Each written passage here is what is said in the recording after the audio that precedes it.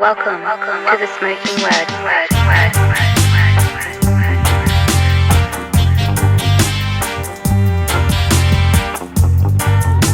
Welcome to the Smoking Word.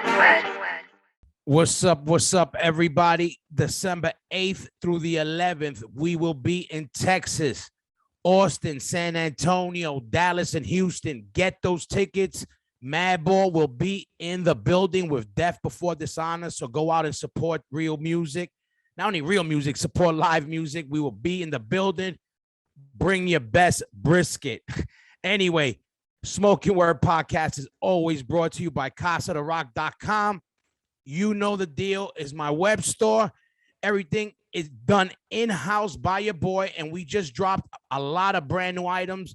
I want everybody to go to CasaDeRock.com right now and cop the brand new collab, Agnostic Front Casa de Rock collab we did. It's a little dedication shirt we're doing for my big brother Roger. Whatever we make off this t-shirt goes to help out for all his medical expenses. I don't know if you people know, but in America, I love it, but our medical system sucks here, and it's real expensive, and Roger's dealing with a lot of big deal, big boy shit. So anybody want to support the Smoking Word Podcast, or forget that, support Roger, support the hardcore movement, go cop that t-shirt at CasaDeRock.com. We also I just dropped a brand new Smoking Word t-shirt, everybody. If you're watching this, boom. Smoking Word t-shirt hot off the press. If you want to support the show, again, CasaDeRock.com. We got caps, we got slides, we got it all. Go support. You know the deal. CasaDeRock.com. Shout out to my Patreon family, like always.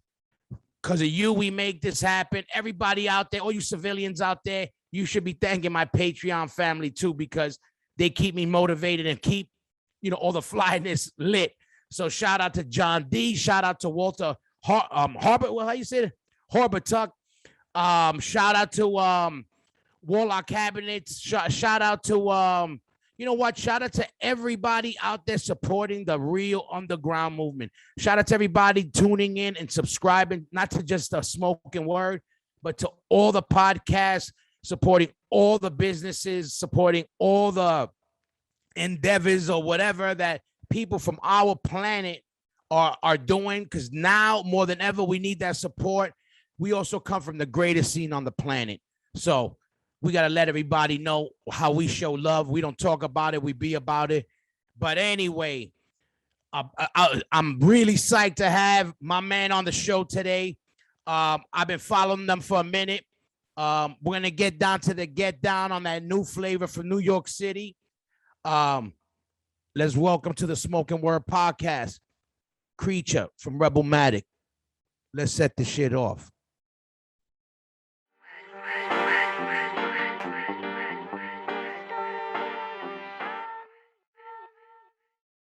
Yo. Yo. Yeah, there we go. Sir, the Creature feature. Now it's official. Yes, sir. We here. Listen, I'm glad I can hear you. I saw you before, but I didn't hear you. Welcome to the Smoking Word. Hey, listen, it's a pleasure to be here, bro. I appreciate you. Oh, hell yeah. What's going on? I'm glad to get you on because I've been following you guys, and I was like, yo, you know what? Let me get these dudes on. I've been seeing you a lot. You've been doing your thing for a second, but I was like lately, and I said, let me get it now, because I'm one of those dudes. I don't like playing games. I'm like, when some shit gets in my head, I'm like, go time. Let's do it.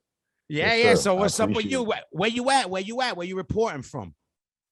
I'm Brooklyn, but I'm from Corona, Queens, though. You know what I mean? I'm reporting from Brooklyn, but I'm from Corona, Queens. Listen, look, I'm gonna tell you something. So I've been following you guys since more in the later years right now. Yes, sir. And I've been I've been seeing you around and blah blah blah. But I said, I've been caught up in life. But I was like, you know what? Absolutely. When I know I was gonna get you, I said, yo, let me go see what's up and let me go look up real quick. I said, because I don't like to look too much shit up, because one, half of it is bullshit. And two, I'm like, no, I'm gonna have you on. I want to find that shit out here. But I saw something and then I stopped. And I saw Corona, Queens. And then I stopped for right Corona. there. I was like, you know Yeah. what? I want to talk about it here, you know, and I was like, Sure. because I'm Corona all day, I know. I already know. I you already know, and I'm know, like, dude. that shit. You know how if you're from Corona, how that shit Of is. That course. shit is like something Of on course. some. It's unexplainable to people who ain't from there. You know what I mean? Exactly. 100%. Like, look, I knew about you before I ever met you because we got a lot of mutual friends and stuff. So, like, you know, your name always ring bell around the way. So, like, you know, for sure. From the That's cool. demise days. That's cool because you know, around there too, there wasn't a lot of hardcore dudes, and you know, there's Absolutely. always been in like Corona Heights, you know, a little bit of the metalheads, the Italian dudes with the metal. And you know, there's been Mexican dudes with the metal shit too, sprinkled, you know, all around. But in general, that shit was like, you know, wasteland, you know, coming up. You know what I mean? As far as our type of shit, you know what I mean? So I was like, but all right. So what you were born in Queens or you just came up born there? Born in Harlem, raised in Queens though. Like I went to school. I went to 145. I was 145. 145. 78th Street. You know what I'm saying? That's my 149. park. That's my park I right there know, bro. too. Listen, Gee, you I don't know understand. You were like probably a couple feet at all, like you were that bro. close. I've been to the park. Like I don't know, you know Dave Cintron? Yeah. Damn, I haven't heard Dave this name brought in a me to minute. Dave brought me to the park. Dave brought me to my first CB shows, man. 89. Sick of it all at Murphy's Law. So that's kind of how, like before. That's how, you know, I've been to the park. I've been to the park. I've definitely been to the park like 89. You know what I mean? Yes. So let me ask you this because I especially like forget just anybody. I always ask, yo, how you got into this? Because this, you know, this is underground shit. If it's, you know, straight from the punk rock or the hardcore shit, but especially being if you black, if you Spanish, and you ain't from fucking, you know, Manhattan, it's like I'm always like, yo, how the fuck you found this? You know what I mean? Well, you know, it's funny. Like I was kind of like, you know, in the metal. I got into metal before I got into like to fucking hardcore. And then, most people. You know, obviously like hip hop, but then you know, like I went to high school. In Fresh Metals, Francis Lewis High School, where a lot of hardcore kids went to. The best and the flyest girls were in Forest Hills out there because I was let me tell you, I was in Newtown and I went to Newtown in 61 and I used to try to sign up. I signed up for I'm 73 and I signed up for but my grades wasn't that good and but they had the girls out there. But look, go ahead. Flashing back. I'm flashing back. Yeah, for sure. So I you know, I was in the metal, like, you know, listening, and I got more immersed into it and stuff. And like, you know, from metal, like listening to thrash and shit, love like that, from like the Metallicas and the how you found that though? Well, even, you know, around the way I was listening to, like, before I got into music, I was into sports. So I was in sports from like 7 to 14. Just all I wanted to play was sports. And then suddenly I went to high school to play football actually. And then my high school didn't have a football. I was supposed to go, I got accepted to John Adams High School. And my guidance counselor convinced me not to go because of the Howard Beach thing happened around that time. She's like, no, you shouldn't go. And I was like, yo, I don't care about that. I want to go play sports. She's like, no. And I was, and at this time, you couldn't go on the internet and just check to see if your other school had a football team. So she's like, I'm like, this is a football team? She's like, yeah. I was like, all right, well, I'll go to there. I'll go there and try out for that team. They didn't have a football team. I kind of stopped playing sports. And then just music, like I always was listening to, like from the U68 channel back in the days. Hell yeah, that was so I'm shit. listening to hip. Yeah, so I'm listening to like, you know, hip hop and whatever else is on there, and then I would catch a little bit of the like the metal, you know, like from the Quiet Riots and all that other stuff. But it's like casually listening to it, and it just start getting more. You know, Ozzy Osbourne, Bark at the Moon bought that tape, and then it just start more metal. Start going to shows to the Ritz and the Moors and stuff, and from then, like hardcore, the Wild Things were the freaking the joint with Outbursts and hell yeah, that was my shit too. That was the one that kind of was introduced. Like, oh shit, and then it was like Gorilla Biscuits. Then people like, oh, you gotta listen to Minor Threats, and then it's the rabbit hole, Then it's but check out Bad Brains, and then it's like, yo, come to CB, check it out, and then y'all, the Demise demo, you know, crazy. and seeing Biohazard opening for Creator at the Lemore's. So it kind of like casually, but like when I got into hardcore, I realized like it spoke to me more than metal. Like I love metal, but I felt like metal was Same. something that was like some shit that you dig, but like hardcore, I said, oh shit, these cats look like they from around the way, or like it's more. I could do that. I could do that. I can do it more relatable. So in like high school, I was in a band in high school, and for like a year, just a high school band, battle of the bands, playing like places like February's and Nobody's and all that. What was stuff the like name of the that. band? What was the name of the band? Short Notice. That ain't a bad name, because usually early bands are fucking whack. Yeah, that ain't bad. That's not bad. Yeah, it was Short Notice. And we was, and then from high school, it kind of like, I left high school at 16 to get my GED at Elm Corps. And I did that shit too. I went to Elm Corps for after school job shit, which whatever, Right. or some other shit. But I got my GED too when I got thrown out of Newtown. But shout out to you GED motherfuckers out there. Absolutely. So I went there and just kind of like, I don't know, always is in the hardcore from there. But then I got more immersed back into hip hop. So I started rhyming like seriously. And I don't know, you probably even know one of my rhyme partners, my boy Gab Gotcha, man. That's my brother. Yeah, man, I don't like. I know I met in Crossing before for forever. Yeah. The name was always around in the neighborhood. Yeah. And let me ask you this: when you did the band at first, it was always singing. That was you always wanted to. Yeah, always singing. That's all. That's kind of I'm not really good at playing instruments, man. I can like beatbox a bass line or guitar, but like I'm like the first time I just like, oh shit, yeah, this is what I want to do.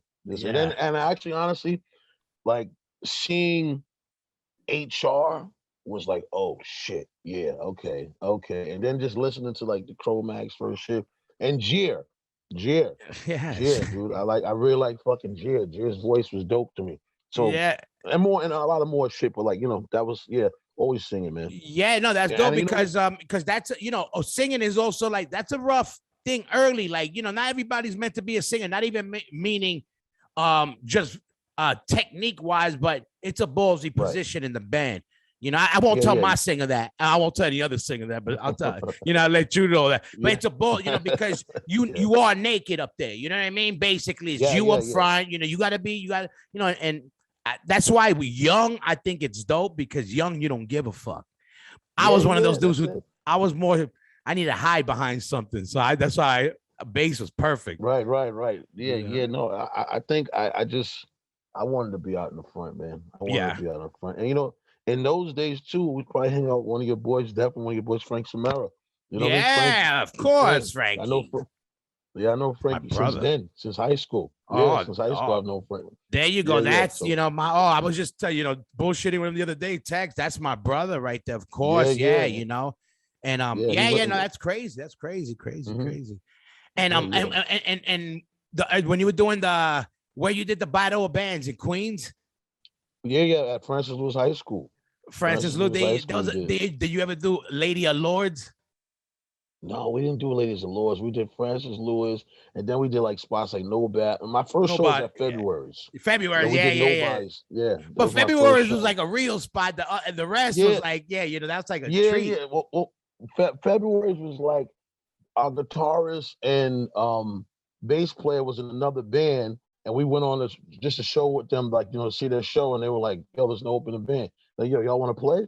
Fuck it, because our drummer was in. I was there, like, fuck it, let's do it. I'm like, yo, we got like 20 minutes, let's just go, and we just went. That was the first show. That's what I love about this kind of crazy music, where it's you could do that. You know what I mean? It's like you could do that kind of crazy shit, like, you know what I mean? Like, and how long did you live in Queens for? I mean, from like 7 to like not that long ago. Oh, so you were there the whole time with the bands and the whole shit with the music, all that before you also tell. And I was in Queens. I went to school. Like I went to when I was in high school, I lived in Queens, man. I went to like, GED school, I was in Queens, all that shit. Like when all of the battle bands, I was in Queens. Where you did your GED school at? Elm Corps. Oh, at the Elm Corps, yeah. I did a job thing there, but I did mine at Queens College. Queens. He's like used to roll up because he was fronting like he was actually getting an education, trying to be a lawyer or some shit. Yeah, he'd come to the window and fuck with me. Him and my bro, JM, they look at me in the window while I'm trying to do my GED shit, knock on my window, fuck with me. Crazy. I'm thinking about that shit now. It's crazy. And let me ask you this: how was it? Isaac too. Yeah, hell yeah! Shout out to E. For me, it was no problem because everybody knew in my neighborhood that I got down because from young I was wild. You know, we were doing our thing, but I was a skin when that skinhead shit was only the people thought it was that Geraldo Rivera white power shit, and I was going to 61 and in Newtown, like skin down at the height of that shit. But I was like, but people knew me, and they were like, they used to tell me, "Yo, Hoya, how you get down with that white boy shit? Yo, that's some Nazi shit." And I used to be like, this is why I ask people, and I used to be like, man, you just don't know what time it is. Like, I could tell how you came at me if you were worth, like, let me put you on kind of thing. But and in this type of shit, if it's hardcore punk or anything real extreme or whatever, and coming from where we come from, it's like you could be, there's two type of people that you could be. The type that falls back and says, oh, yo, there's too much attention. I don't like people kind of coming at me for liking some shit. And you just start liking what everybody like. You kind of sheep. Or you go more like that. You go more like. And then you got motherfuckers popping up on the street like you motherfuckers playing. And you got motherfuckers like me that I used to be like, what? I was in those, those schools. I try to explain to people. I'm like, I was like DMs, shaved head. And and there's like, besides, it's all Spanish and black kids and 4 white kids that were like bust in. Yeah, you know what I mean? Like when I went to high school and I come back around the way, I got like a motherfucking what's the name, a Warzone shirt on, a Spear shirt on. I got a flight jacket. They're like, what the fuck? And then I had locks in high school. So like my friends knew, they were like, oh shit, it was some bad brain shit. And I take my hat off. The black kids are like, yo, what the fuck are you doing in your hair? Yo, what the fuck are you doing? And they're like, yo, how you start listening to this kill your mother, kill your father shit? And I was just like, oh, get the fuck Here we go. And get the fuck away from me. The same shit like Puerto Rican Mike, Puerto Rican, same thing with him. He was mad metalhead, same shit, all our areas had your little metal guys. There's always a metalhead dude to sprinkle, but not enough in there.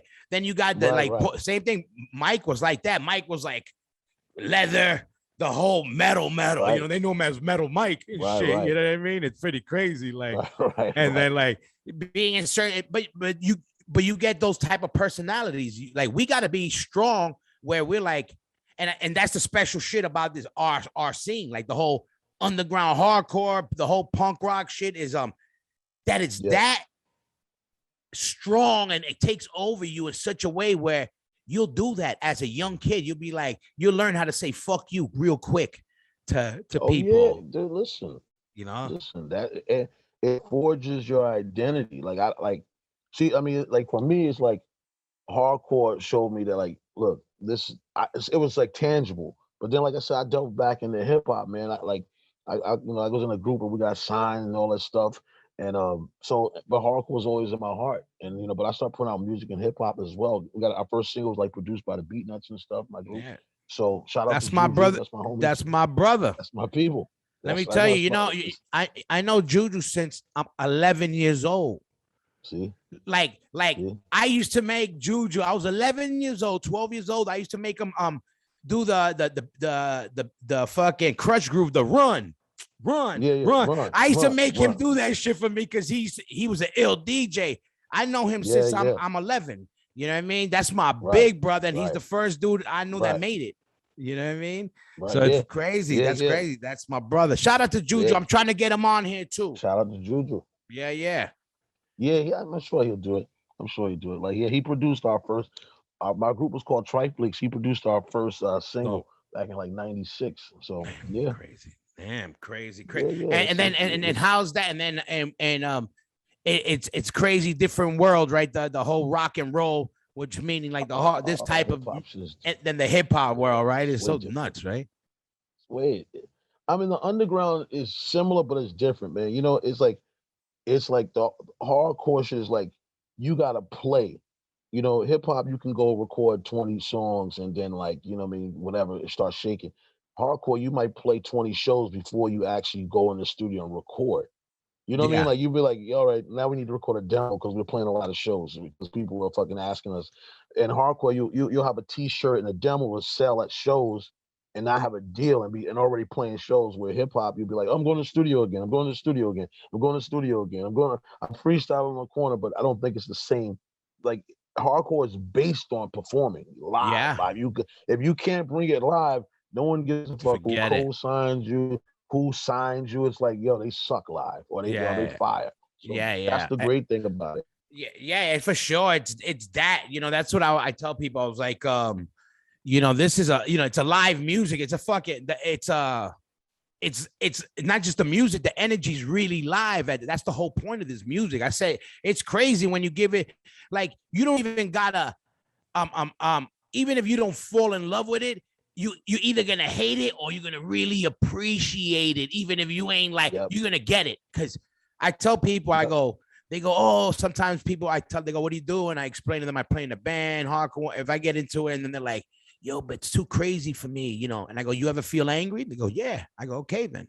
There's a time and place for everything. I'm not listening to fucking, Slayer every minute, fucking 5 minutes. Exactly. And vice versa. It's like crazy. And fucking, balance. Yeah, and then fucking all right, so you were doing that. So you said you started doing the hip hop shit and WAP, and you just got turned off, and then you started with the band again. Yeah, I mean, I started off in band. Like my first foray into music was with a band, and then I got to travel with hip hop. Like do a lot of shit, really cool shit. Put out albums. I still rhyme. What I mean? I work with a lot of dope people. Travel Europe, did all that shit. And then I felt at one point, I felt like I hit a fucking ceiling. I was like, man, this shit it's not the energy I want. I need to go. And I was just like, yo, I need to get back to playing bands again. And then I ran into a kid that was like, yo, I've been wanting to play with you since high school. And I was like, oh shit, because I was just thinking about fucking playing in a band again. Yeah. So that's kind of how RebelMatic started. And then, little by little more different people comes. My guitarist is from around the way. He saw us play like a show. He's like, yo, you ever need a guitarist? And that's how he's been in the band since. And it's just kind of like how the name, who came up with the name and how the name came up. It was a dope name. I like that shit. Thank you, bro. I came up with it. I came up with the name. I was just like, like I'm good with coming up with names and titles and shit. So I was just like, I'm a big Public Enemy fan. So the whole Rebel Without a Pause thing, I just thought Rebel Without a Pause. And then I just like the Matic, we hip hop kids and Illmatic, kids, of course. So exactly. So like Illmatic, Rebel Without a Pause. I was like RebelMatic. And it just sounds like something. It sounds like something that's already dope. Like, it just sounds like, yo, it's basically saying like once you know what you're rebelling against, you don't got to think, you just be. You know what I really, really like about you guys? That even if they're a big influence on you, which I don't know or not, but you don't sound like the Bad Brains. And that's what I really like, because it's easy to get, oh, yo, we're a bunch of black dudes and we're gonna do this and I was like, you got your own shit, which is dope, because it's fresh, but it's with the right elements. I was blasting that shit today, like going over. I would always, whenever you put something out, hear it, but I was like, let me hear it right now. I've been just, since we've been talking, I've been blasting. I'm like, man, it's dope, it's refreshing, and keep doing what you're doing, because it's in the right right direction to do two things. One, that shit is still our world. One, and number two, that shit is something that could do something. Yeah, you know what I mean? And I really think that, because I was like, it got a lot of room, and you already hit spots like that. It got a good vibe, a good flavor. So salute to you for doing that. And that's what I like, because it's easy to do that. And I'm like, I'm glad they don't do that, because it's easy to be like, of course, like, it's like, all right, we know that. Same thing, if you're a Spanish kid, I like map. Okay, all right. We don't want to hear, but let's go. What else? You know what I mean? Like, and I like that. Thank you, brother. I mean, Bad Brains is an influence, but it ain't Bad Brains. Just it's like music, bro. I'm from Corona, so like I grew up listening to bachata, merengue, funk, hip hop, all that shit. So that's our guitarist is Dominican and Puerto Rican. So And I grew up with Colombians, Dominicans, everyone. So all that Hell shit's in yeah. our music. The flavor, that bop, that's Hell there. yeah. That's there. That's there. So we can't. I would be doing a disservice to us to just be like a Bad Brains tribute band. Exactly. You know and what I'm saying? I'm glad, and I could tell it wasn't thought out on it because I could tell by the Yeah. music is what you guys are doing. I'm like, just keep doing what you motherfuckers are doing. But it's dope Absolutely. and all that way because that's like I've seen you guys all with all the live shit and when you put stuff up, I was watching it in the whole like in a shot. Like, and I was like, Right. and this is what I like too. And I'll tell you another thing that I like, because we take on with Madball, we've done this throughout the whole years where we take the I say it as a slogan fucking around for my personal shit, but the fly DIY, where it's a do it yourself, but I saw you guys do it even with your videos. There's some slick videos, you know what I mean? Right. And I like that you guys do that. Well, I appreciate it, bro. We work and we like, I mean, that's the thing. Like,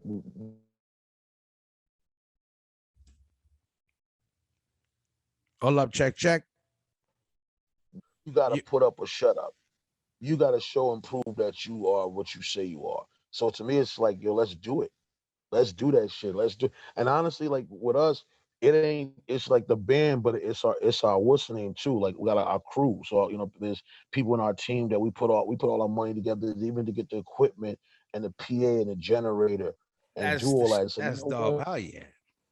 Yeah, like right now we again about to go back on the road in January. So we just like, yo, are we gonna rent this van or we're gonna just buy a van? You know what I mean? Yeah. We're also like, yo, fuck all that dumb shit.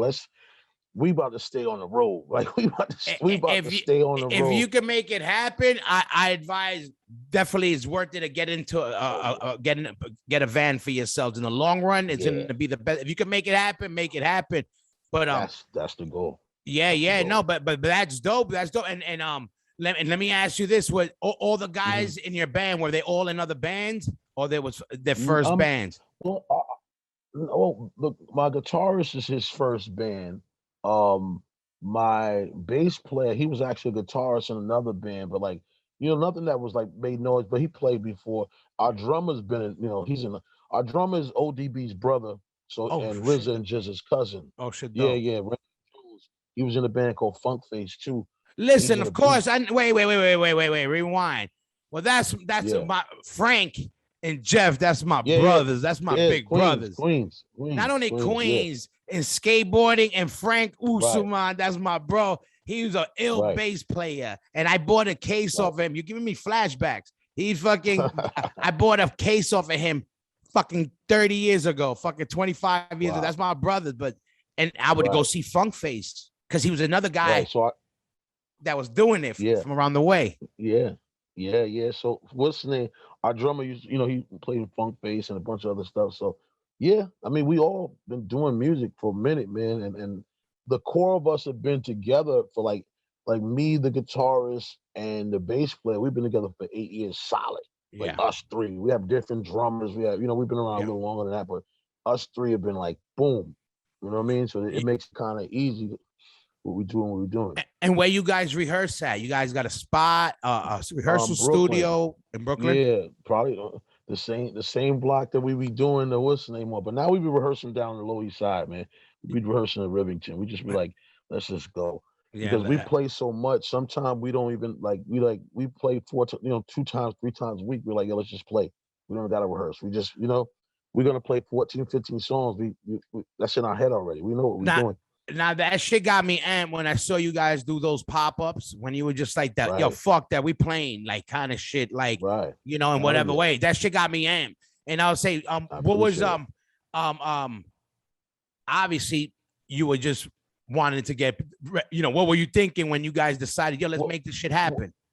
Well, it came down to like, so we had a record come out. Our album Ghost in the Shadows came out. We were working with this label that we're no longer working with, so I'm not going to mention them.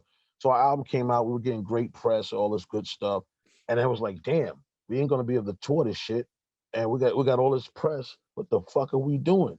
And then we were just like, yo, everything's slowing down, unemployment, everyone's just doing whatever, and they're like, yo, let's how much of this shit? We seen people playing on the street, but no one was playing like hard shit. People were playing acoustic shit in the park. You know, like we were like, oh, that's dope. But we was like, yo, and then my guitarist was like, yo, dude, we fuck around, play through this shit. And I was like, yeah, I've been talking about playing the street for a while. But he's like, yeah, I don't see no one like, I see people playing in the park, but I said they ain't playing like amplified shit. Yeah. So we knew the block where we play, the block we've been on, we play on, like we've been on that block for like years. Like we rehearsed on that block. Our old drummer like lived on the block. That's like our block in Brooklyn. So we was just like, let's try it. Let's just try it. Let's just do it and see what happens. We don't know what's gonna happen. We don't know if it's gonna be. Let's just do the first one. First one worked. People came out. Okay, let's do another one. Second one worked. Third one. Then it was like, yo, okay. And so we made sure that it was like you had to DM us because we just put the location out there. We fuck around, show up, there's 1,000 people there, and now we got a fucking problem. You know what I mean? Yeah. So we kind of want to like keep it. You know what I mean? Like if you're interested, ask us. We'll let you know where it's at. And then it just kept going. And then we're like, oh shit, we're like the only ones playing out here in the street.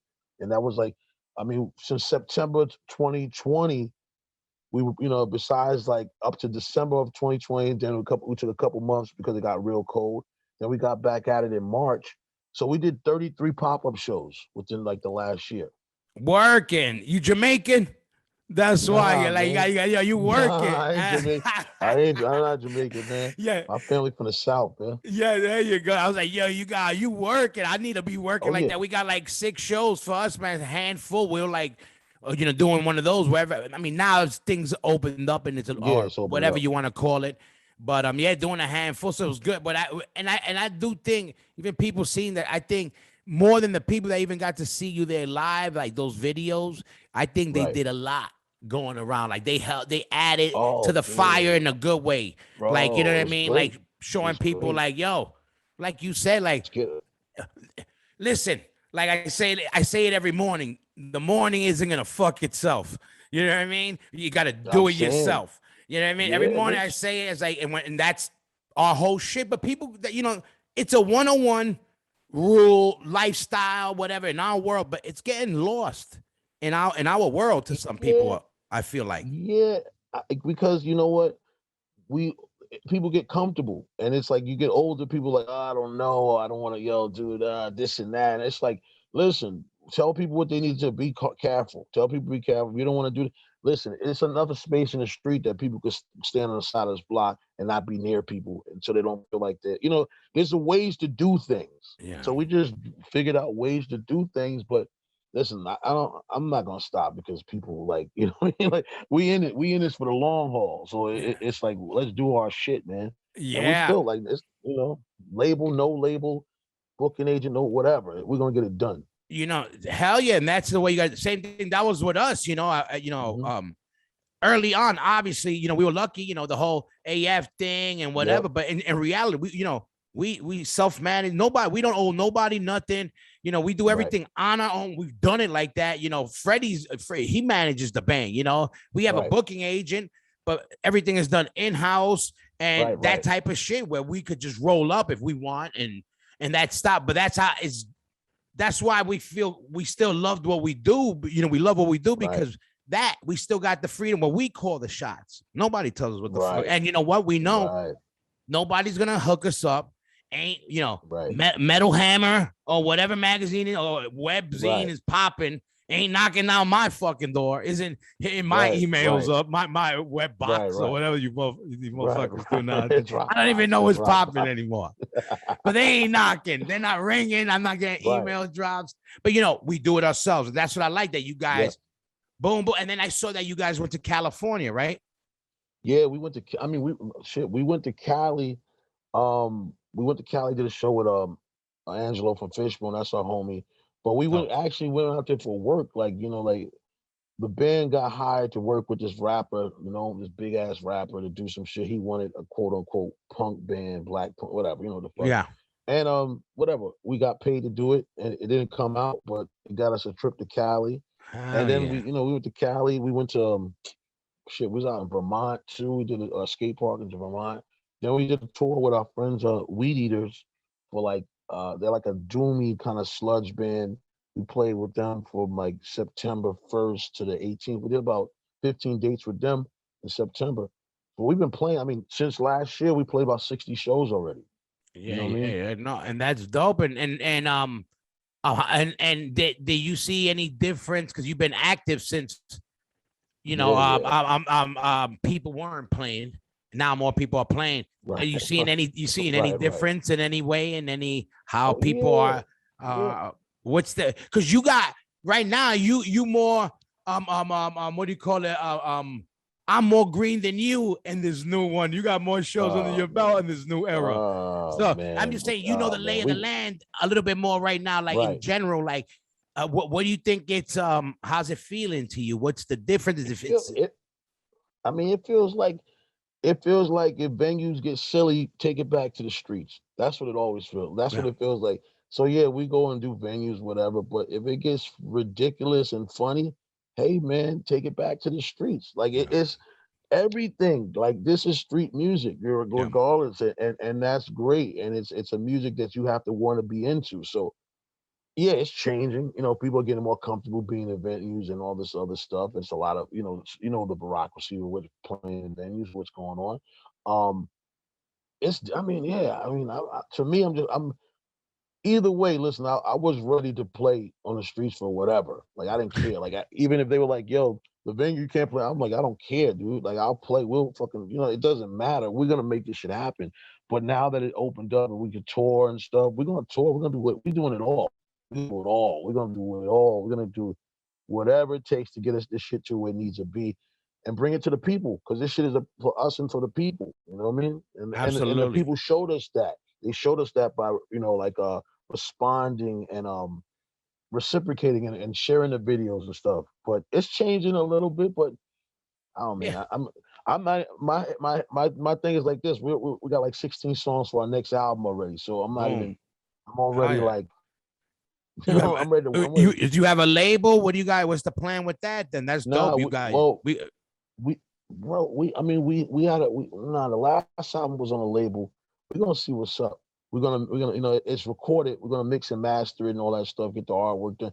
We want to get everything done for ourselves first, and then we'll present it to somebody and see if they're see gonna what's up. offer something. Because I'm not letting no one else own anything of our shit. I don't want no one owning nothing of us. And no, you can license our album. I don't want no one owning any percent like of our. And I don't want to get into the business aspect of shit. But I just saying I don't Man, want I feel you. nobody I know you owning mean though. Oh none yeah. of our shit.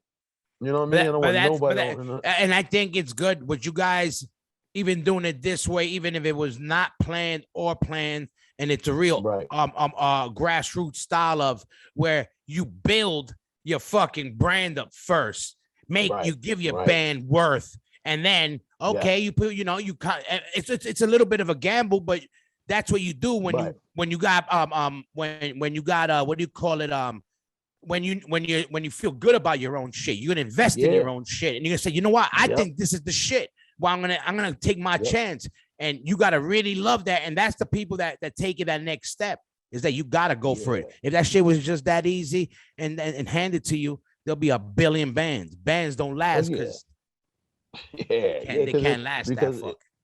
Because it's a lot. It's there's a lot of commitment, a lot of sacrifice, a lot of discipline, a lot of things that it's not a lot of people see the glory. Boy, better than anyone. They see the glorious side of it, but it's a lot of work and a lot of dedication.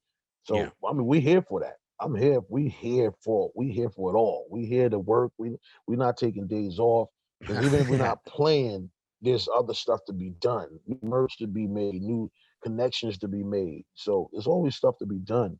But yeah, we like. I mean, the album will be done soon. Like we like I said, we'll have an album, probably an album EP worth of stuff ready already, like recorded, start mixing it, mastering it. I And just don't want. go, go Mhm. ahead. Right, no, I just don't want. I don't. We want to control our own fate, man. I need to go into business partnerships with people. I don't expect these people to like understand what the fuck we doing. I got to tell them what we doing. I Yeah, got to yeah, show them what we doing. So when they come with us, they say, "Look, help us get to this, or leave us the fuck alone. I yeah. don't care. I'm not And impressed by being signed to your label." where you recorded it at? We recorded it in Long Island. We recorded in Long Island. This cat, he's a good guy. Got a couple Grammy nominations. He's not like he's he's under the radar guy, but he's a good guy up in Baldwin. Baldwin on Yeah, that's Long Island. dope. But Get out, yeah, bro. yeah, That's dope. But my boy lives out there in Baldwin. yeah, Chrome Suckers from Baldwin too. Yeah, oh yeah, hell yeah. And fucking Yeah. that's dope. And fucking how you like are you a studio guy? Because there's some dudes that like being in the studio, and then I know there's guys that want no part of it. You gotta like. I'm with it all. Dude. Studio's easy for me. That ain't really, I knock shit out a couple takes. It ain't a big deal.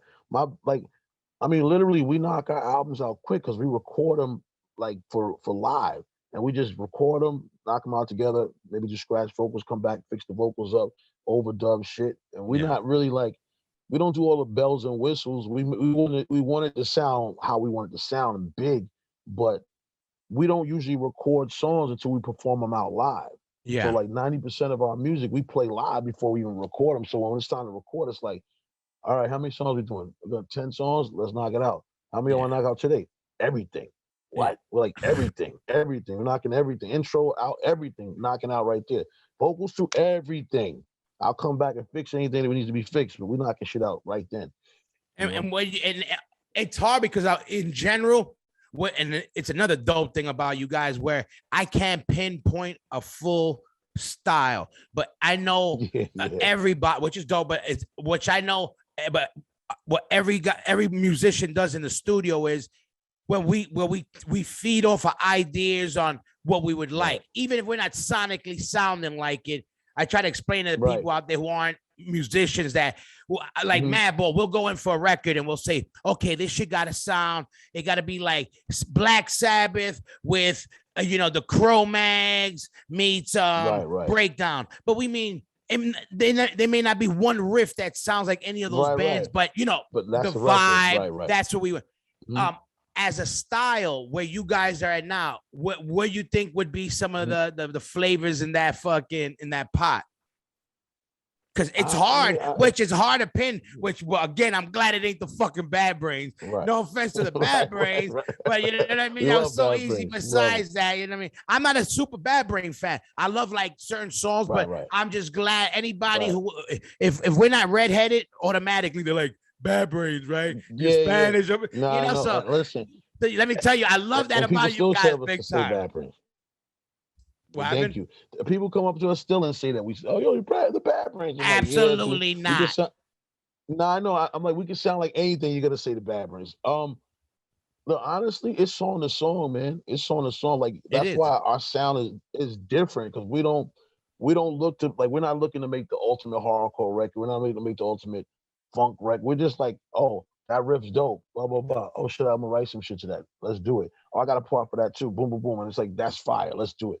So that's why song to song we sound different. Even vocally, I do a little shit different because we just making music organically. So, I mean, we all listen to hip hop. We all listen to funk. Some of us listen to hardcore. We all listen to metal. We're like music people. So all of that comes in. The rain comes in. All the just changing. We'd be like, I might be like, yo, I heard some shit and like, some Fela Kuti shit. And then I might be like, yo, some fucking Sabbath shit. And then I don't know. And then I'll be like, but I like this drive from this. So, but it's nothing specific, but it's everything. It's New York. Hell yeah, for sure. And that's something you guys got to keep because that's a dope space to come out the box. Even though you ain't coming out the box, you're kind of coming into you're coming out the box where you kind of coming into your own now, where people are knowing you for this. So with this being that versatile off the grip is dope. And again, like I said, all right, nobody, I ain't saying your whole plan for the band was, yo, we want to be fucking win a Grammy. But the style of music you guys are doing is dope where it's versatile enough where I could see it doing some, other type of shit because it got that flavor to which is dope and still keeping songs in our world too, which is a hard thing to do. Yeah. Because it's like, because I'm going to be honest, we not trying to be nothing but us. Like, so we do something that's like, oh, that's like that's some New York hardcore shit. It's like, because that's what of course. Oh, that's some like fucking James Brown funk shit. Of course. I mean, it's not even to us. It's not even a big deal because that's just what we do, and that's what we're listening to the radio. We're like Eric B. and Rakim. Oh shit, G Rap. Oh shit, Mobb Deep. Oh shit, Hector Lavoe. Oh shit. oh shit, Madball, oh, you know, like whatever, Slayer, Yeah. Metallica. That's kind of who we are. And So, you just named everybody that were made Madball because you're a Corona dude, and because the same shit where Madball is fucking James Brown, where you know that's what it is. That's what Madball is. You don't know. We all our music, we got things what we call JBs in them because they all those slides we do because you know when he be live, he'd be like, hit me, bam, bam, and that's all Madball shit is James Brown. If he knew how many bands took that shit from him, we would all owe him a big check. But I mean, look, our sound is described as James Brown in a mosh pit. That's how we describe it, you know. Hell yeah, so it's like it's gonna be the funk there, it's gonna be the screaming, it's gonna be all kind of shit. It's gonna be like y'all heavy on the groove. We're heavy on the groove. Like and I just think that's because we all listen to very groove oriented music, and we're from neighborhoods that beat is there. Yeah, that bop is there. Exactly. So, it's we here to make music and make good. You know, and I'm happy that our music is like people get it, that it reflects a lot of different shit. It's like oh shit, okay, I hear the hardcore, but I hear the funk, I hear hip hop, I hear a lot. Damn, they got some shit, you know, and that's dope. And we're gonna continue that because that's just who we are.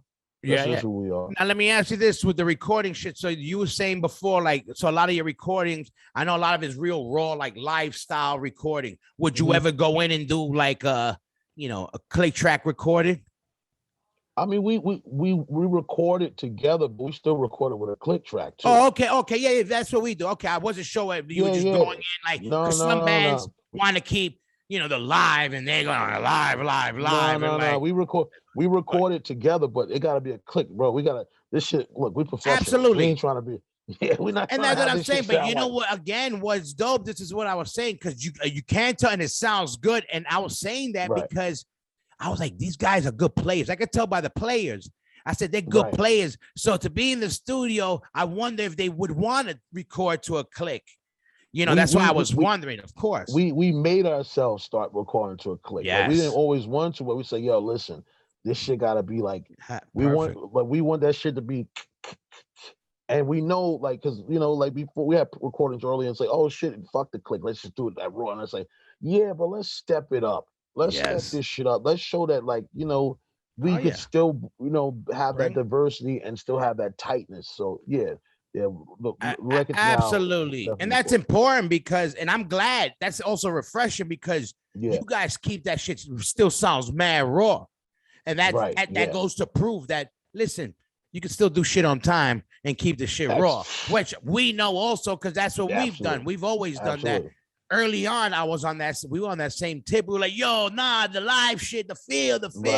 And then it's like, okay, now you want the shit to be like somebody, I forgot who was it that told me, but they were like, look at most people will never get to see you live. This is what they told me. I don't remember who told me. Exactly. They're like, so you want the best representation of your shit out there. As perfect as you want perfect to be. And then I was like, word. And I was like, word. Our shit, like, the demos always sound raw and this, but when you get a good, big sounding, well executed and everything down, you're like, wow, but that sounds like college. That's like a movie. It's a movie. It's like soundtrack. Yeah, it's a different level. And people that may not get it unless they do music. It's one of those things that's a feeling. It's like time in, you learn, and an evolution, and growth, and just and it, like I said, it's balanced between technique and feeling, because you still want to feel, but you like, no, let's refine this. We're refining what we're doing. We're not like, you're not abandoning the rawness, but you're just like, let's make this refine it. It's like if it's mechanics, you're like, oh, you're great, but let's make this a little bit tighter to make this shit even more be more punchier. Yeah. And you know it's crazy, since you got to see shit from the hip hop world. It's crazy that it's always came up together, punk rock with hip hop back in the day, and then hardcore. But it's crazy how it is. There's a lot of connection when it may not be even vocal, but you could trace shit back to a lot of rap, a lot of, hip hop guys, a lot of rappers, to some type of fucking, like, it's so crazy, which I get amped. Whenever I find somebody to know some real hardcore shit, I'm like, Yeah, Yo, you know the yeah. superpower. You know the superpower. Yeah, because it's like the cheat code. People are like, Yeah, yo, you know yeah, about that? Like, yeah, yeah, exactly. motherfucker. That's The all. cheat. Yeah, people. And because I heard that so I had a friend, this girl, she was a babysitter for fucking Gwyneth Paltrow when they were doing the Oh wow, Iron Man yeah, shit, right? right. And she said she had, I forgot what shirt on. It might have been like, it was a hardcore shirt. She was a hardcore girl. And that Robert Downey or whatever was like, yo, what you know about that? I think it might have been a Bad Brains shirt. And, and he's like, and she's like, but she's a hardcore girl also. She was like, all right, everybody knows the Bad Brains. And she's like, and he's like, what do you know? And he's like, what? And that she goes, yo, he knows everything. Like a real dude into like real, and you hear about he's a punk rock dude, a hardcore dude. Same thing with Keanu Reeves. He had some punk band, Agnostic Front, played with him back in the day. He went up to Roger and all of them. He was like, yo, I love Agnostic Front. Yo, you don't understand. It was like an honor. It's a big world, though. Crazy. It's a big world. I know. I forget. You never. It's a big, because you know what forget, because it's in the world of just doing it. Like, hey, you live it, so you don't know the expansion. Like, yo, and some hardcore people grow to be movie people, to be they hardcore kids turn to all kind of shit. So they don't dress necessarily like hardcore kids no more, but they're like, yo, blah blah blah. You're like, dude, believe me, I know who Warzone is. I know who blah blah blah. They're like, what? They're like, yeah, I know who the mob is. Exactly. When they hit you with that, you're like, okay, yo, I know I bug out. I love it. Yeah. I'm like, that's where you hit. My big mouth gets speechless sometimes when I get caught off guard. I'm like, I love when those situations happen. Exactly. Like everybody knows the Ramones, the Bad Brains. Everybody knows Black Flag. Okay, when you come over like that, you said Warzone or some leeway. I'll be like, oh, yeah. Like, all right. You gotta be into it to know those bands. Yeah. You gotta be into it to know Killing Time, or even when they were Raw Deal and all that other Super Touch and all that other stuff. No, yeah, it's not fringy. You know what I mean? You gotta delve a little bit deeper. Yeah. Let me ask you this, because you did the hip hop shit and you've done this hardcore and the band shit in general. What do you think hip hop could learn from hardcore, from in every aspect of it, from how you, not so much, obviously different types of music, but you know what I mean, from the hustle? Well, both have hustles. Like the independent hip hop shit got hustles as far as like putting out music themselves. I think I'll say it like this. I'm gonna say what I think both could learn from each other. All right. I think hip hop could learn to put on better shows. Like hip hop needs to learn how to do better shows and to like because back in the days you had to know how to perform. I think hip hop has to be, if it goes back to like, yo, your touring is it, your merchandising is it, because bands, we know that's a big part of our income and stuff. So we treat that very like big. So I think if hip hop people start thinking more like, yo, listen, I'm gonna blow these motherfuckers away on stage. I'm gonna give everything. I'm going all out. 30 minutes, 15, 10 minutes. I would like to see. I think they could learn that. But then I think on hardcore, I think hardcore should learn more about hip hop, about owning their masters and owning shit. Like, because hip hop cat Master P knew about, fuck that 80-20 us. Yeah. We're like, we don't have money. So hey, put our shit out. Fuck it, cool. And then it's like, you own my shit? What the fuck? You own all our shit? And I think hip hop figured, like, not everyone in hip hop, but I think at a certain point in hip hop figured that out. Like, nah, this is not gonna work for us. It's fucking true. We signed a fucking bum deal with Roadrunner, but mad love to Roadrunner. Shout out to Roadrunner. Right. But we signed the deal that you get when you get the record deal for Dummies example in a book. Right. That's the one we signed. Right. But we knew what we were signing. We had again, Madball, we didn't think we were going to be a real band. We had some shows, and then we had, the biggest metal label at the time saying, yo, we want to sign you. And we were like, why? In our heads, we're like, really? Opportunity. We were like, yo, we'll sign. I told the story a million times. We were like, we didn't even have a fucking music lawyer. Our lawyer did plumbing. He was a lawyer for like fucking for construction. He looked at it. I never forget this. He goes, well, it's a contract. That was what I signed. I was like, where do I sign? Do I sign here? I don't give a fuck. And granted, different times too. I think the times you're talking about, like, people weren't thinking about ownership. I don't think in hip hop too, people weren't thinking about ownership into maybe the late 90s And the indie guys in hip hop, you know, the E40s, the Master P's, even on the East Coast, the guys like Necro and people still like start thinking about, they all right, figured it out. let's own our shit. So I think that's what at this point, I don't, you know, before the back in the days it's different because you know, our opportunity could bring you to the world. I think now, and granted, I want to see more, especially the urban cats who like, yo, labor put so much labor in. It's like, yo, you know what, dude? Let's own our shit. Yeah. Let these motherfuckers just distribute it and let them get less money and we get the majority because we're putting all the work. It's our creation. It's our labor. That's just how, you know. So I think hip hop and hardcore can learn from each other. Yeah, that's for sure. They both color. I love them both. You know what I mean? I love and hate them both. You know, for certain reasons. You know. Yeah, no. I mean, see that. Like I said, with both at its finest are great, and both at its lowest are like, ugh. Yeah. I know, extra. Yeah, know. exactly. But no, I mean, one thing I think about hardcore, you gotta you realize there's not money in it, so you have to love it. But hip hop, even the underground hip hop, if you get big, you're making pretty fucking good money. You know what I mean? You become a big underground rapper. You're making good money. With hardcore, you gotta you've been kicking ass for a long time before the money starts getting at least decent. Yeah, at least decent. And then you're still a working class guy. Yeah. You're not even like, you know, it's not like you got to have some. Absolutely. There's no royalties. Everybody out there in podcast land, there ain't no royalties paying shit off and fucking in this world. Well, at least not to us, to the Madball camp. You know what I mean? But we also ain't one of these people, you know, crying about that shit. But I'm just letting people in our personal life for 1 second. We ain't getting no fucking royalties checks for shit. I want that to change. I think Madball should definitely get fucking royalties. I think that Set It Off is one of the greatest songs ever created. So I think it's like, fuck. I like that. I like that. That's my shit right there. It's a fact.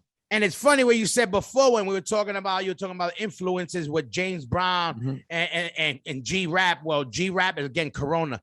Right. Polo was the custodian in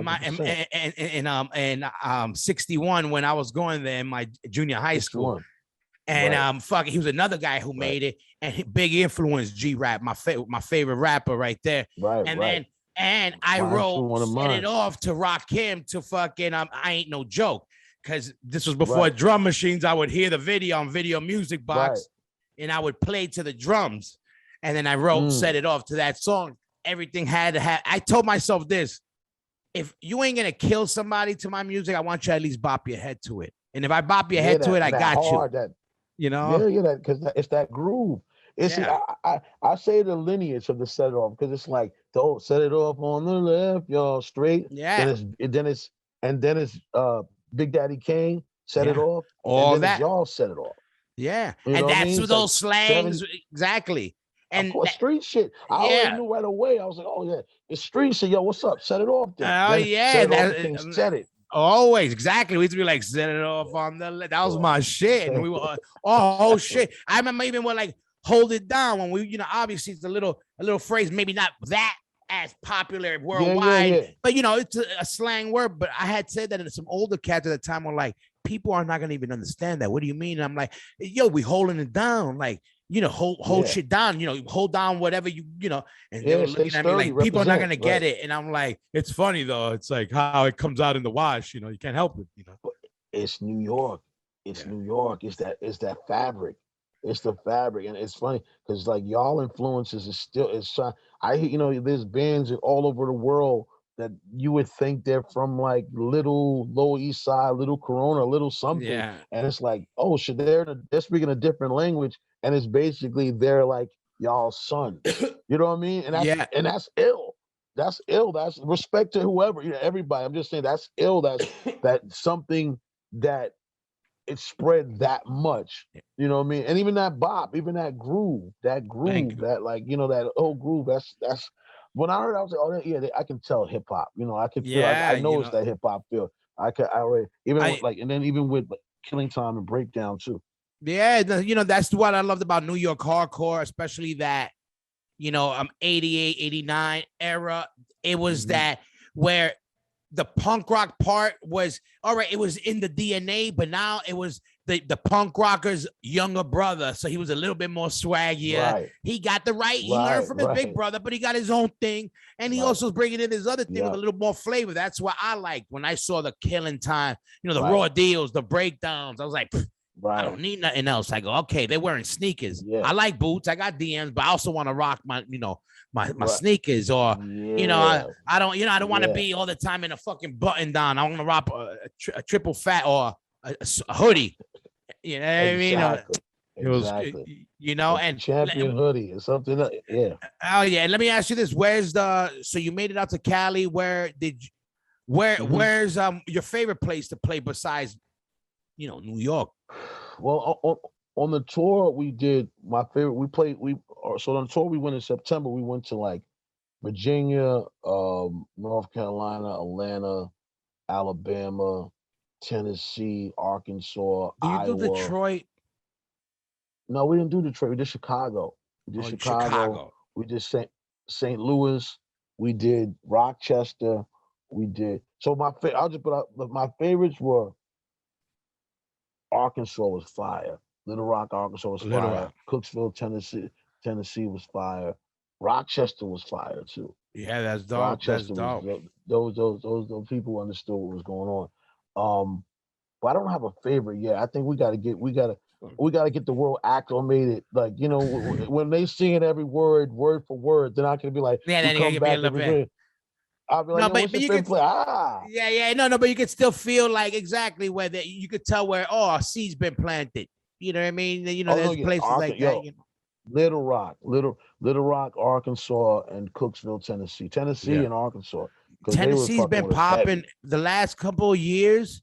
Like Tennessee always had people, but we would randomly throughout the years go somewhere. But shout out to Tennessee. They always had something, and I think again they're popping. Again in general, so they like music. They like that. Yeah, they want it. They like music. Yeah. And I mean, whatever. We're ready for the world, man. Cali was fun, but we need to go out to Cali again and really show them, let them understand what the fuck is going on. You know what I'm saying? Yeah, and fucking anything. All you guys just do this band? Any other bands? Do you do any other side projects? I don't fuck all that. I mean, I rap still, but I don't really pursue it like that. You know what I mean? I got 2 like solo EPs that just came out. Some labels put it out, but whatever. I rhyme in my sleep. Not to say it like that. Like I've been rhyming so long, I rap. I can really rhyme. So no, I mean, everyone else, the majority of us, this is what we do. Cats might take, like me, I might take a job to work, pay the bills, but I don't. This is what I do. You know what I mean? Like I take a job to keep the bills going. Just like got to go on the road. I'm going on the road. I'm going on the road. I don't. I'm not into this. Like do 6 bands into 1 hit. Nah, fuck all that, man. I'm too invested in this shit. Yeah. I came up with the name RebelMatic. I come up with the I write all the lyrics and I come up. So I don't have time to cut myself thin and be like, oh, this is gonna be for the other band. Nah. Yeah. I feel you. I was the same way. Yeah. All or nothing. We're gonna make a hit with this one, or we're gonna, or hey, that's it. And you try, and the next move is trying to get those songs out, right? Putting that whole shit out, right? Yeah, the next move is getting back on tour. Going back on the road, man. Fuck it. The album is gonna be. We're gonna have that. We'll have that pretty much. 2022. We'll have that finished, mixed and mastered and stuff, and we'll shop it. We'll see who's talking the right talk. Next year. We'll see who's talking because we'll have the album. My goal is to have it done, video, all that shit. Doing as much as possible ourselves. So now it's like, okay, we got this done. What's up?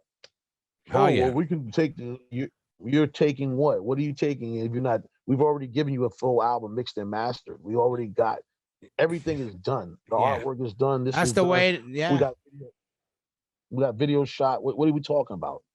It's like, oh well, I need a publicist. I need this and that. I need distribution so people can go to the stores or there's still stores to pick it up. And I need a strong ass publicist. We got a booking agent already, so it's like. And then if you want to give us some tour support, please, we want tour support. Yeah. Otherwise, what are we talking about? I don't want to say I'm on a label just to say I'm on a label and they're not doing nothing. Yeah, that shit don't mean nothing. Like Def Jam back in the day when you remember, yo, I'm on Def Jam. Yeah, that shit don't mean nothing no more. Yeah, it's like, when's your album coming out? Yeah, exactly. They're like, you on Def Jam, you're working here with me, busting your ass. You're like, yeah, I know. And I know that shit. Man, Yeah, it's too much. It's crazy. It's crazy. Go ahead, not. No, go ahead. No, I was just saying it's just crazy how that shit works out. Just in general, like the whole label shit, and nowadays we don't need a label to do that. And you're doing it the smart way. That is, anything I would do forward would be that way.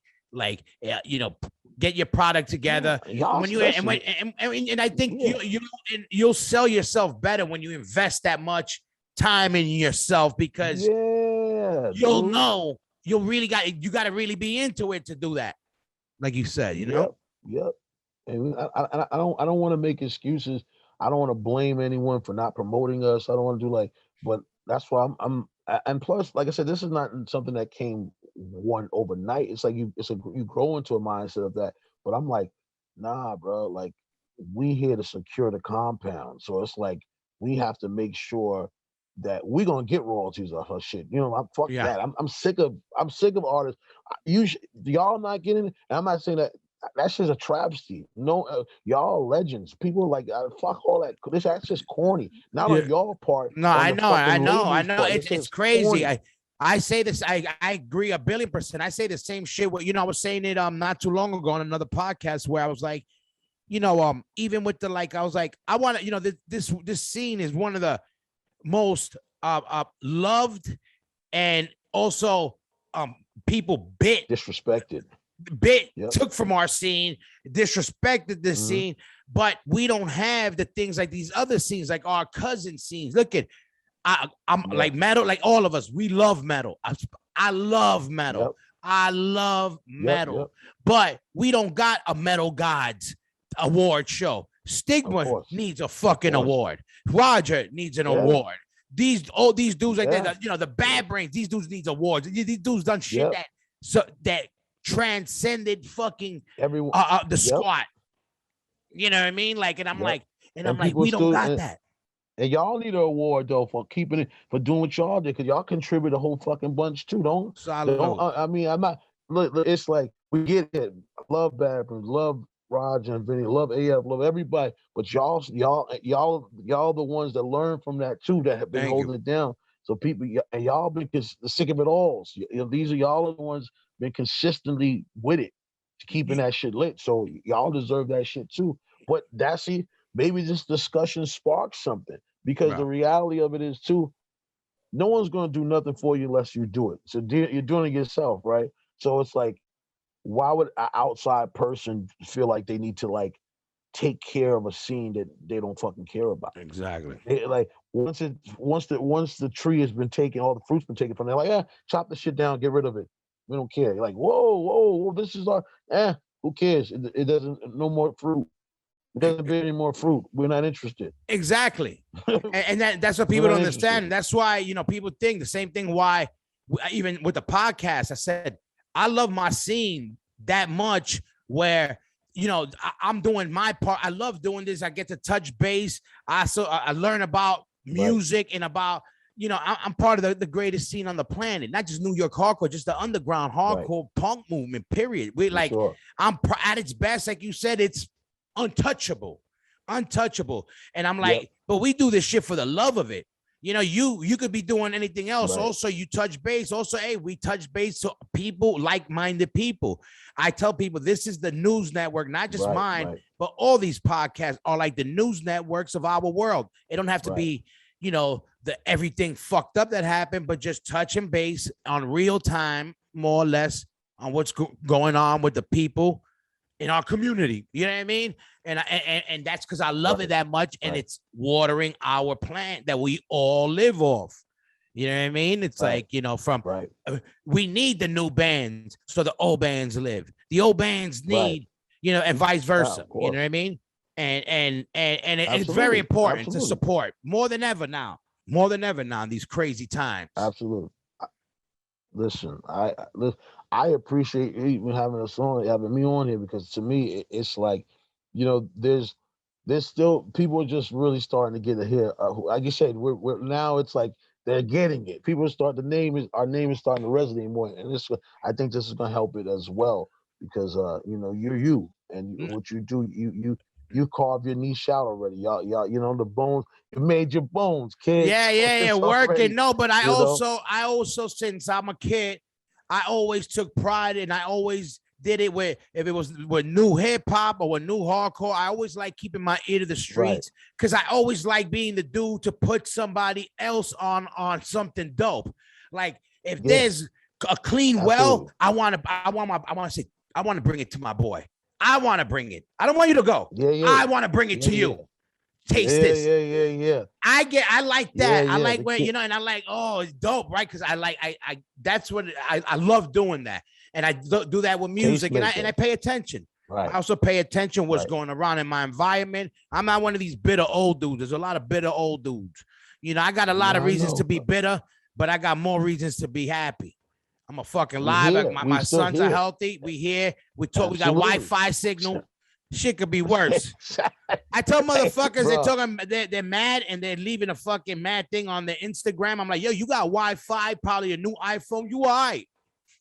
Yeah, and if you got a place to sleep and you got some food to eat, man, you doing better than You a could be lot of worse. people.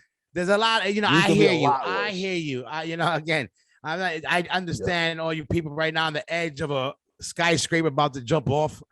Listen, I Right. get it. You got to, but no, I say a prayer we for all you. have it. Yes, sir. Mm-hmm. We have we're very lucky to do this shit. I'm glad, but I've been paying attention to you guys, and that's why I was glad to get you I on here. appreciate it. It's good to touch base to see what was going on, and Right on. anything you want to let everybody out there, you where they could catch you guys, where they could Reb, email you or um, find your music and all that shit. Rebel. Yeah, Rebel. First, man. Thank you, Hoya, for having me on here, man. I appreciate it, man. Thank you, man, for Y'all, you a coming on. legend, and you know, Madball is an institution at this fucking point in hardcore and in music. Period. RebelMatic NYC, everything. Check us out. You know, IG. Follow us. You want to see what we're performing. We'll have the website. We're working on the website, rebooting it. You know, all our stuff. The links are in the bio of the IG. You know, Spotify, RebelMatic. It's simple. We ain't got to go too much in depth, but stay in tune because it's too much to say what's going on, but it's a lot going on. You know what I'm saying? There's a lot going on. One thing is for sure. All right, I don't know when this is coming out, but right now we just did something with Doc Martens. You know, we did I saw that. I was gonna with say Doc that was Martens. dope. That Yeah, was real dope. I just yeah. saw that the other day. Word, thank you. Doc Martens present, and they, you know, the homegirl. Shout out to her, Jeanette. She, you know, they asked her to shoot a video on DIY culture, and it happens to be at the right time. You know what I mean? They show love, and you know, DIY NY. We, Oh yeah. you know, at the forefront of that right now. So we appreciate it. Shout out to them. You know, tell them to fucking put sponsor this next fucking tour. We'd be really groovy. But you know, it's Yeah. good. It's good. It's good. Life is, man. Look, I'm happy to be here. I'm happy to like be on the podcast. I'm happy to be here in general in life, and Good. we keep working and keep staying positive and just like trudging forward and hopefully share a stage with y'all sooner than later. You know what I mean? But just keep keep in tune with us. RebelMatic NYC, everything. We got a bunch of albums. We got some stuff dropping probably in another couple months, a single, and the new album be out some point 2022. Hell yeah, sounds good, man. I'm glad you were on. Definitely, everybody, make sure to tune in, follow the whole movement. And I'm saying this, we're gonna do some shows whenever we can start playing some shows. We gotta hook up some shows together, and you guys got to do the black and blue. I gotta I'm throwing. You guys got to jump on that shit too. I don't book that, but you know, my voice got my voice got some stroke sometimes. But listen. One love. I'm glad you were on. Yo, mad love to the fat. Yo, Corona all day. Yo, RebelMatic. One love. And we talk soon. I'll send you the info.